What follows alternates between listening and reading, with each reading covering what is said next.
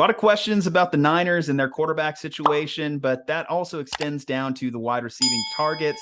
I think a lot of people in the fantasy football community and a lot of people on Bay Area Twitter looked at Brandon Aiyuk and said, with a big armed athletic quarterback like Trey Lance, this was going to be the breakout year for the former first round pick.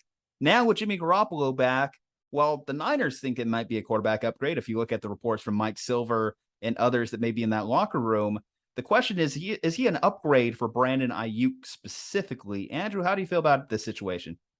I feel great about Aiyuk right now. I mean, I don't know that I feel any better or worse than when Trey Lance was in there. I think both of those guys wanted to throw to Aiyuk. Aiyuk at the end of the last season was great. You mean Got after he escaped Kyle Shanahan's yeah, doghouse? yeah, exactly. The beginning of the year, it was rough. You couldn't play the guy. You didn't even want to roster the guy. But his yardage totals were solid all through the last back half of the year. He was almost a must start. So I think that going forward with Garoppolo again, I think he'll be great. The guy I'm worried about is Deebo Samuel. But I hope that with Garoppolo back in there, his numbers start to go back up too.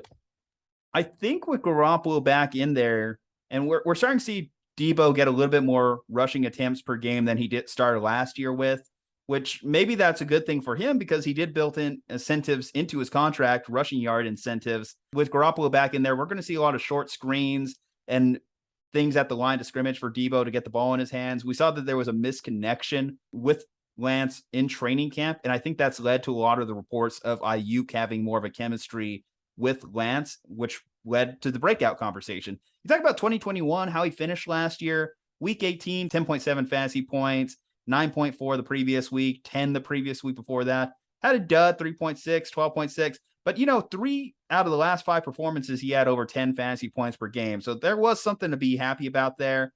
In total for the year, his average yards per target was 9.8, finished with 826 yards and 5 touchdowns.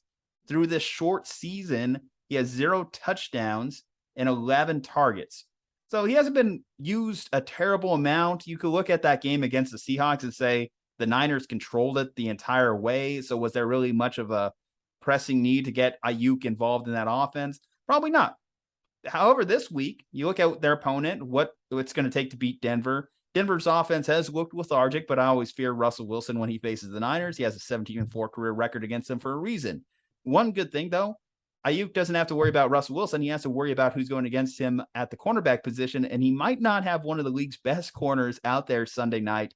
Pat Surtain is on the Broncos injury report going into this week. I think that the Niners, being the smart team that they are, that like to take advantage of whatever defensives are giving them, I would say you have to look at any backup cornerback coming in and see that as an opportunity for a wide receiver like Aiyuk, a guy that we were told all off season has upgraded, taken the next level. If he was going to have a good week, if he was going to get a touchdown, I think that this might be the week to start him. I think that against a backup cornerback, I like Aiyuk's opportunity. How does it change my perspective of Aiyuk for the entire year, though? Because Lance isn't coming back this year. I look at him as still a wide receiver 3, just because I think there's going to be inconsistencies with Aiyuk.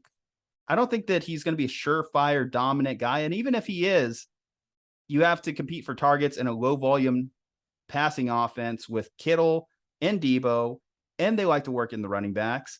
In terms of targets per game, he's not going to be a double-digit targets per game guy at any point this season. So I think that that's just going to cap the ceiling of how far he could really climb. Yeah, I think that's fair. I think his volume is going to be a little bit low, just simply because of the other weapons in the offense and the fact that they are, even with all the running backs out there, they're a running based team more generally, especially with Jimmy Garoppolo in there. But I think Now, that if Jimmy got his way, because in his post-game press conference, he said he enjoyed slinging the ball around like 2017. So who knows? Maybe we'll get a little bit of, as they're calling it on Bay Area Twitter, evil Jimmy. I don't know. Jimmy, Evil I Jimmy love just it. going against Kyle Shanahan in the playbook and saying, screw it, I'm going to throw that thing.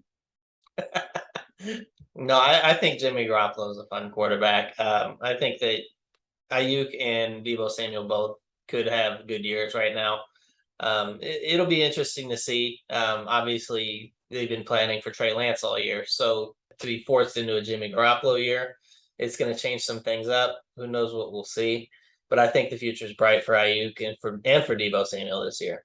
Well, you better hope for it because this is the year that the Niners evaluate whether they want to give that 5th-year option. Anyway, guys, let us know. Are you wondering if Aiyuk breakout is on the horizon? Drop them below in the comments. If you have any questions about Aiyuk or any other fantasy football questions, also drop those below in the comments. Leave a like on the video, subscribe to the channel, follow us on social media, and stay safe, happy, and healthy. From Juju and Andrew, we'll see you next time.